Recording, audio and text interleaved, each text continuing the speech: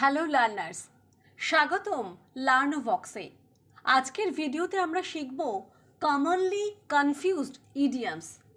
Idioms হলো এমন expressions যেগুলো লিটারাল অর্থ নয়, বরং ইডিওম্যাটিক অর্থ বহন করে। অনেক শিক্ষার্থী এগুলো ভুলভাবে ব্যবহার করে। চলুন শুরু করি। Break the ice or break the bank. Break the ice মানে প্রথম পরিচয় সহজ করা। Example, he hold a joke to break the ice at the meeting. মানে সে মিটিংয়ে প্রথম পরিচয় সহজ করতে একটি রসিকতা বলল।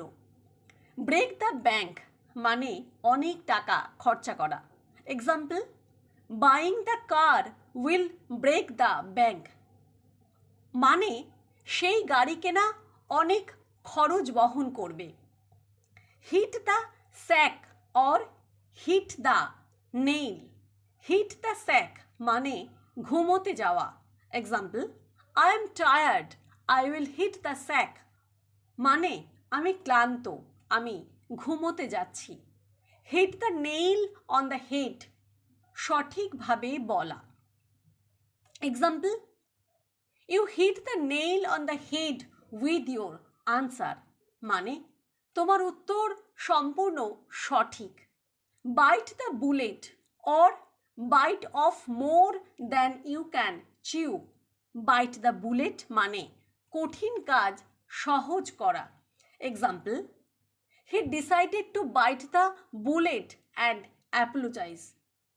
Byte off more than you can chew নিজের ক্ষমতার বাইরে কাজ নেওয়া। Example, she bit off more than she could chew with this project. Call it a day or call the shots. Call it a day মানে কাজ শেষ করা বা বিরতি নেওয়া। Example, we have done enough work, let's call it a day. Call the shots মানে সিদ্ধান্ত নেওয়া। Example, in this project he calls the shots. Cut corners or cut to the chase. Cut corners মানে কম মানের কাজ করা বা shortcuts নেওয়া। Example, don't cut corners on this assignment. Cut to the chase মূল বিষয় বলা। Example, let's cut to the chase and discuss the main problem. Under the weather or under one's belt. Under the weather অসুস্থ থাকা। Example, I am feeling under the weather today. Under one's belt মানে অর্জন করা বা অভিজ্ঞতা অর্জন করা। Example, he has several projects under his belt. On the ball or on the fence. On the বল মানে সজাগ বা দক্ষ। Example, she is really on the ball in her work. On the fence দ্বিধান্বিত বা সিদ্ধান্তহীন। Example, I am on the fence about which course to choose. Common mistakes and tips.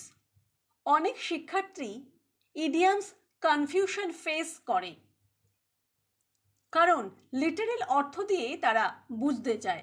Context অনুযায়ী idiom ব্যবহার করতে হবে। স্পোকেন ইংলিশে frequent practice করলে confusion কমে যাবে। একাডেমিক রাইটিংয়ে ফর্মাল সিনোনিম ব্যবহার করা যেতে পারে। স্পোকেন ইংলিশে ইডিয়াম ইউজ করা natural. Quick practice example, he told a joke to break the ice. Buying that house, I will hit the sack. Your answer hit the nail on the head. He decided to bite the bullet and face the problem. She bit off more than she could chew with his work. In this team, he calls the shots. We have done enough. Let's call it a day. Don't cut corners in your assignment. Let's cut to the chase and discuss the solutions. ভিডিওটি যদি ভালো লেগে থাকে like করুন, comment করুন কোন idiom আপনার সবচেয়ে কাজে লেগেছে। সাবস্ক্রাইব করুন লার্নোভক্স নতুন ইংলিশ গ্রামার এবং স্পোকেন ইংলিশ ভিডিও পেতে। ধন্যবাদ সবাইকে।